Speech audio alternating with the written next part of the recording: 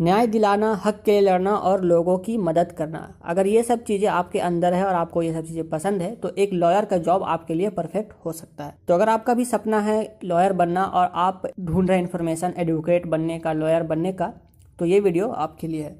इस वीडियो में हम डिस्कस करेंगे कि लॉयर क्या होता है और उसका काम क्या होता है, लॉयर और एडवोकेट में अंतर क्या होता है, लॉयर आप कैसे बन सकते हैं 12th के बाद और ग्रेजुएशन के बाद, और एक लॉयर की सैलरी कितनी होती है। तो बने रहिए इस वीडियो में मेरे साथ और मैं आपके सारे सवालों के जवाब इस वीडियो में दे दूंगा एक एक करके। सबसे पहले बात करते हैं what is lawyer and it's work. आप में से अधिकतर लोगों को पता ही होगा कि लॉयर वो होता है जो कोर्ट में किसी पक्ष के लिए लड़ता है और उस पक्ष के लिए न्याय दिलाने की कोशिश करता है, जिसे हम अटॉर्नी या एडवोकेट भी कहते हैं। लॉयर काफी तरह के होते हैं। फॉर एग्जांपल क्रिमिनल लॉयर जो क्राइम से रिलेटेड केस को हैंडल करता है। कॉर्पोरेट लॉयर जो बिजनेस और कॉर्पोरेट वर्ल्ड में जो प्रॉब्लम्स होती है उनसे हैंडल करता है, वहाँ पे आपको सजेशन देता है। इनकम टैक्स लॉयर हो गया, या इंटेलेक्चुअल प्रॉपर्टी लॉयर, या फिर जनरल प्रैक्टिस लॉयर जो सारे तरह की केसेस को सॉल्व करता है।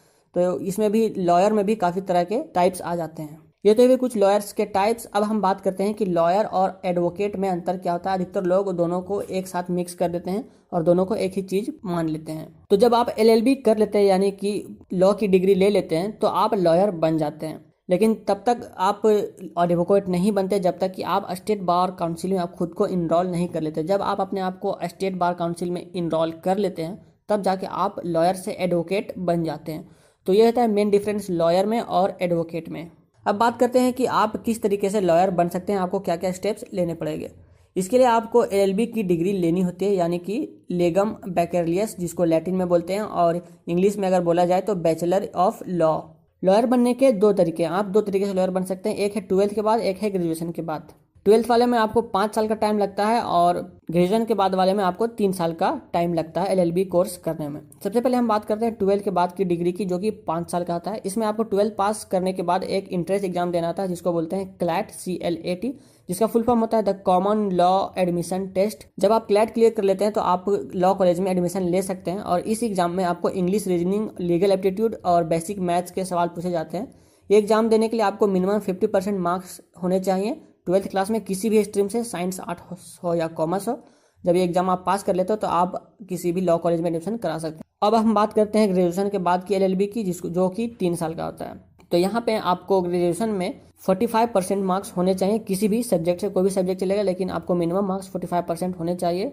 और उसके बाद का प्रोसेस भी यही सेम होता है, आपको एग्जाम क्लियर करना होता है और उसके बाद आप लॉ की पढ़ाई करते हैं इसमें, लेकिन आपको 3 साल के लिए पढ़ना होता है। तो दोनों केस में आपको कॉलेज में दाखिला लेना होता है और लॉ की डिग्री ले लेना था। जब आप लॉ की डिग्री ले लेते हैं उसके बाद आपको इंटर्नशिप करनी होती है ताकि आप प्रैक्टिकल नॉलेज ले सके।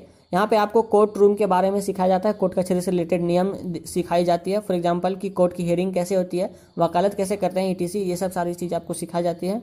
इंटर्नशिप खत्म होने के बाद आपको किसी भी स्टेट बार काउंसिल में खुद को इनरोल करवाना होता है, और आप रजिस्ट्रेशन कराने के बाद आपको AIBE यानी कि ऑल इंडिया बार एग्जामिनेशन को क्लियर करना होता है, जो बार काउंसिल ऑफ इंडिया के द्वारा कंडक्ट किया जाता है। और इस एग्जाम को क्लियर करने के बाद आपको प्रैक्टिस सर्टिफिकेट दिया जाता है, जिसके बाद आप इंडिया में कहीं भी लॉ प्रैक्टिस कर सकते हैं। अब हम बात करते हैं जॉब अपॉर्चुनिटी की और सैलरी की। तो जब आपको सर्टिफिकेट मिल जाता है लॉ प्रैक्टिस करने का तो फिर आप खुद का लॉ ऑफिस खोल सकते हैं, या फिर आप इंडिपेंडेंटली लॉ प्रैक्टिस कर सकते हैं। आप सरकारी वकील भी बन सकते हैं, UPSC के द्वारा जो आपकी परीक्षा ली जाती है उसमें शामिल होकर आप सरकारी वकील बन सकते हैं, या फिर आप प्राइवेट सेक्टर में जाके किसी लीगल फर्म को ज्वाइन कर सकते हैं, किसी कॉर्पोरेट हाउस को ज्वाइन कर सकते हैं और वहाँ पे लीगल एडवाइजर एज ए काम कर सकते हैं।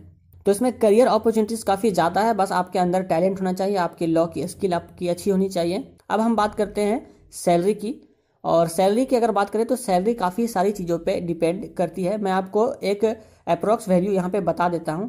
अगर आप जस्ट LLB पास आउट हुए हैं और आपको लॉ प्रैक्टिस का सर्टिफिकेट मिला हुआ है तो आपको 50,000 से लेके 80,000 तक का हर महीने का मिल सकता है। इस बीच में आपको मिलता है इस ब्रैकेट में। अगर आप एक्सपीरियंस हो जाते हैं, अगर आप अच्छे वकील बन जाते हैं तो आप 4-5 लाख रुपया कमा सकते हैं। यहाँ पे डिपेंड करता है कि आपकी वकालत की स्किल कितनी अच्छी है और आप कितना चार्ज करते हैं पर हियरिंग का। तो ये था पूरा रोड मैप मेरा लॉयर बनने का, वकील बनने का, एडवोकेट बनने का। अगर आपका भी भविष्य में एडवोकेट बनने का सपना है तो कमेंट में लिख के जरूर बताएं, इससे आप इंस्पायर होंगे, आप मोटिवेटेड फील करेंगे। और अगर ये वीडियो आपको अच्छी लगे तो इसे लाइक करिए, शेयर करिए अपने दोस्तों के साथ फेसबुक व्हाट्सएप ग्रुप में, और ऐसे वीडियो मैं लाते रहता हूँ। तो मेरे चैनल को आप सब्सक्राइब कर सकते हैं, बगल में बेल आइकन को क्लिक करिएगा ताकि आगे आने वाली वीडियो की नोटिफिकेशन आपको मिलती रहे। मैं मिलता हूँ आपसे आगे आने वाली वीडियो में, तब तक के लिए बाय।